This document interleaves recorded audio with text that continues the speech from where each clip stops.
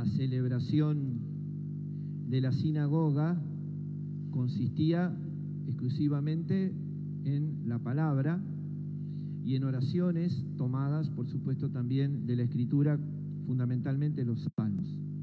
Se leían un par de textos de la ley, esos no se explicaban, la ley no se explicaba, y después se leía a los profetas, a veces uno, a veces dos, y la propuesta era que el que leía el texto lo explicara, o sea, o hiciera su interpretación, como si los que pasaron a leer ahora hubiesen hecho después su interpretación de lo que leyeron. Así era la cosa. Lucas, que es quien relata, después de hacer la Iglesia hoy nos presenta la introducción con la cual él le explica a su amigo Teófilo, a quien le escribe los libros, tanto el Evangelio como el libro de los Hechos, le dice, esto yo lo saqué estudiando, ¿no? Leyendo fuentes, escuchando testimonios, escuchando a los que fueron seguidores de Jesús. Esto no lo saqué, no es leyenda lo que te cuento, sino que es verdad, es real. Y entonces cuenta Lucas que Jesús, después de haber andado por toda la región de Galilea, en una gira, entre comillas, exitosa, donde la gente lo alababa, donde a la gente le llamaba la atención cómo hablaba, la forma de expresar su palabra, vuelve a su pueblo, a Nazaret. Allí en la sinagoga están, por supuesto, solo hombres, en aquel tiempo, la gente que lo conoce, vecinos, amigos, creyentes. Y Jesús elige en su pueblo revelarse como el Mesías esperado. Le dan un texto del profeta Isaías, no sabemos si el texto lo elige Jesús o se lo dan. Lo que sí sabemos que elige Jesús es este texto para presentarse. Hay un montón de textos mesiánicos, donde el Mesías iba a venir con autoridad de juez, donde el Mesías iba a venir con poder de rey, y sin embargo el texto que Jesús elige para decir esto se cumple hoy es este del capítulo 61. ¿Y qué dice el texto de Isaías? El Espíritu del Señor está sobre mí. Estas son palabras del Mesías. El Mesías va a decir esto, dice Isaías. El Espíritu del Señor está sobre mí. No es una cuestión de posición, sino de posesión. No es el Espíritu arriba, sino es el Espíritu abarcando toda la vida del profeta. El Espíritu está sobre mí, quiere decir que me rodea todo, me invade todo. Soy del Espíritu. Esto en la obra de Lucas es muy clara. Jesús recibe el Espíritu en el bautismo, después dice Lucas, el Espíritu llevó a Jesús al desierto a vivir las tentaciones, y acá dice Jesús fue a Nazaret llevado por el Espíritu. El Espíritu es el que lo mueve a Jesús para todos lados, y lo más importante, Jesús es el que se deja mover, es el dócil, es el que se deja llevar. Entonces, tener el Espíritu sobre quiere decir que el Espíritu abarca toda tu vida, quiere decir que el Espíritu es el que te lleva para todos lados. En el libro de los Hechos, esto mismo va a pasar con los apóstoles. El Espíritu del Señor está sobre mí porque me consagró por la unción. La unción de Jesús es el bautismo. Ahí no hubo unción con el crisma como recibimos nosotros. La unción, ¿qué tiene que ver? Con ser elegido. Y la elección no tiene que ver con el aceite, sino con la decisión de Dios. El aceite expresa simbólicamente algo que es mucho más importante. Yo no soy elegido porque me pusieron aceite en la cabeza, sino por decisión de Dios. Dios me ha elegido, Dios nos ha elegido. ¿Todos estamos bautizados? Un poquito más de entusiasmo. Sí. ¿Todos estamos confirmados? Sí. Hemos sido ungidos. El Espíritu, si nosotros queremos, también está sobre nosotros. Si queremos. También puede ser una suerte de adorno o de muleto al que recurrimos cuando lo necesitamos. Ahora, también puede ser que el Espíritu esté sobre nosotros, o sea, que nosotros nos dejemos conducir todo el tiempo por el Espíritu. Y también hemos sido ungidos, somos Cristos, de ahí viene la palabra Cristo y la palabra crisma, quiere decir el ungido de Dios. quiere decir el elegido de Dios. Entonces el profeta dice, el Espíritu está sobre mí, me eligió, me consagró y me envió a una misión. Y esa misión es llevarle la buena noticia a los pobres, liberar a los oprimidos, redimir a los cautivos, darle la vista a los ciegos y anunciar el año de gracia del Señor. La buena noticia, no buenas noticias. Jesús dice bien clarito, hay una sola. Y la buena noticia es el amor de Dios.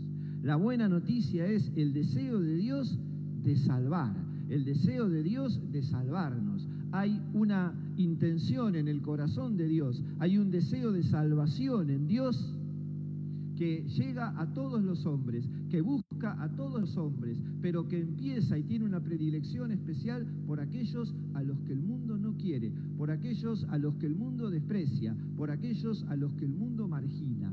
A Dios, en su prioridad, en su preferencia, en su corazón, el amor a los pobres. Y entonces esa es la buena noticia. Sobre todo aquellos que viven recibiendo malas noticias van a recibir una que es la mejor de todas, que es la presencia de Dios y el amor de Dios. Y entonces eso será libertad para los cautivos y para los oprimidos, será luz para los ciegos. Este es el tema. Aunque todavía, aunque por momentos, aunque siempre tengas que padecer por ahí la situación que estás viviendo, Él te trae una buena noticia. En la situación que estés, en lo que vivas, Dios está con vos y te ama. Y desde ahí se pueden transformar situaciones personales, situaciones sociales. Entonces hay que anunciarlo, hay que decirlo, hay que proclamar una palabra que crea, hay que proclamar una palabra que renueva, hay que proclamar una palabra que transforma. La palabra de Dios tiene una fuerza y un poder que todavía nosotros no hemos llegado a descubrir plenamente y por eso le prestamos tan poca atención. Casi que se cumple lo que decía Lutero. Cuando Lutero insistía que la única fuente de revelación era la Escritura y no había más, él decía, porque si esto sigue así, en la iglesia, dentro de un tiempo, la palabra de Dios va a ser una opinión más. Es para prestar atención, ¿no? Hoy la palabra de Dios pareciera ocupar el mismo lugar que audios, videos, mensajes de acá, de allá, escritos, todo a modo muy humano, que incluso muchas veces en nombre de la fe contradicen lo que dice la palabra de Dios. Y le damos a eso a veces tanto o más valor o le dedicamos más tiempo que a conocer y escuchar la palabra de Dios. No sabemos todavía cómo reaccionó la gente. Eso es para el domingo que viene. Lo que sí sabemos es lo que significó este mensaje en San Vicente. Cuando San Vicente se convierte, toma como texto central de su vida el que acabamos de compartir. Miren lo que decía. Un gran motivo que tenemos, le está hablando a sus discípulos, a sus seguidores, con los cuales ya empezó la misión hacia el campesinado, la misión hacia los pobres, ¿no? Y le dice, un gran motivo que tenemos es la grandeza de la cosa. Es muy grande lo que estamos haciendo. Es dar a conocer a Dios a los pobres, anunciarles a Jesucristo, decirles que está cerca el reino de los cielos y que ese reino es para los pobres. ¡Qué grande es esto! Y el que hayamos sido llamados para ser compañeros y para participar en los planes del Hijo de Dios es algo que supera nuestro entendimiento. Hacernos, no me atrevo a decirlo, sí, evangelizar a los pobres es un oficio tan alto que es, por excelencia, el oficio del Hijo de Dios. Y a nosotros se nos dedica a ello como instrumentos, por lo que el Hijo de Dios sigue haciendo desde el cielo lo que hizo en la tierra. Qué gran motivo para alabar a Dios, hermanos míos, y agradecerle incesantemente esta gracia.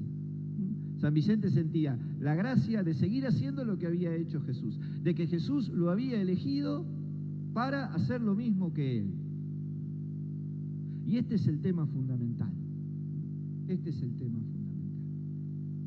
La conversión. ¿Qué decimos? ¿San Vicente se convirtió a los pobres? No alcanza. ¿Se convirtió a la idea de transformar el mundo? Esas conversiones suelen durar muy poco. ¿Se convirtió a Jesús? Se convirtió a Jesús. Y cuando vos te convertís a Jesús, sabés que eso tiene exigencias muy especiales. El que quiera seguirme, que me siga, y va a estar donde yo esté, pero el que lo sigue. No solamente el que lo come, no solamente el que le reza, no solamente el que lo adora, no solamente el que le pide perdón. Para ser de Jesús hay que seguirlo. Para ser discípulo de Jesús hay que seguirlo. Y esto quiere decir caminar por la vida como Él caminó, amar lo que Él amó, amar a quienes Él amó. Acá es donde patinamos, ¿no? Porque en general venimos más formados por la sociedad en la que vivimos que por el Evangelio.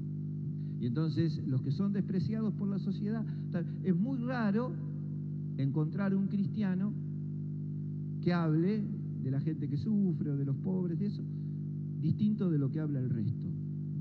No huele mucho a bienaventuranza nuestras conversaciones, no huelen mucho a bienaventuranza. La conversión a Jesús supone seguirlo a Él. La conversión a Jesús supone amarlo de tal manera que termino amando lo que Él amó, que termino amando lo que Él ama y que termino dándole una prioridad y una preferencia especial a lo que Él prefiere. Seguir a Jesús es sentirme parte de su cuerpo. Qué hermosa la segunda lectura. Es sentirme parte de su cuerpo. Es sentirme pie cuando hay que caminar, es sentirme mano cuando hay que servir, cuando hay que abrazar, es sentirme boca cuando hay que anunciar, es sentirme ojo cuando tengo que mirar, ser parte de un cuerpo que está puesto al servicio de todos, dice Pablo, porque esto tiene que ser de todos, por eso Dios le da honor especial a los miembros que más sufren. Pidámosle al Señor. Hoy hemos escuchado la palabra, nosotros la recibimos siempre, tenemos esa gracia. El pueblo de la primera lectura hacía muchos años que no escuchaba la palabra de Dios. Y habían volteado el templo, se había quedado sin sacerdotes. Después de muchos años se vuelven a juntar. Y mientras se lee la palabra, el pueblo llora. El pueblo llora. Entre nosotros cada tanto un bostezo. Nos hace falta llanto, nos hace falta emoción, nos hace falta movilizarnos a través de la palabra, porque no es palabra humana, es palabra de Dios, es palabra que viene a nuestro corazón para que nosotros nos enamoremos de Jesús y para que enamorados de Jesús lo podamos seguir y servir a nuestros hermanos en su amor y servir a nuestros hermanos en esta misión que Jesús dice, la cumplo hoy, hoy es el momento. El 23 de enero del 2022 es el día en que estoy llamado, yo que tengo el Espíritu y que fui ungido por el Crisma, estoy llamado a servir a mis hermanos. Pidámosle al Señor poder hacerlo, pidámosle a María, que hizo de su vida la palabra de Dios, ser la servidora de la palabra, que nos enseñe a hacer lo que nos enseñe a vivirla. Y les invito a hacer un gesto, los que quieran, por supuesto, ¿no? Y puedan. Vamos a llevar la palabra otra vez a ese lugar especial que hoy hemos elegido y vamos, los que quieran, insisto, ¿no?, a rezar el credo de rodillas en actitud de adoración. San Vicente decía, lo primero que tiene que hacer un cristiano después de leer la palabra de Dios es adorarla, es adorarla. Vamos a hacerlo mientras rezamos el acto de fe, ya que todo lo que creemos brota de ella.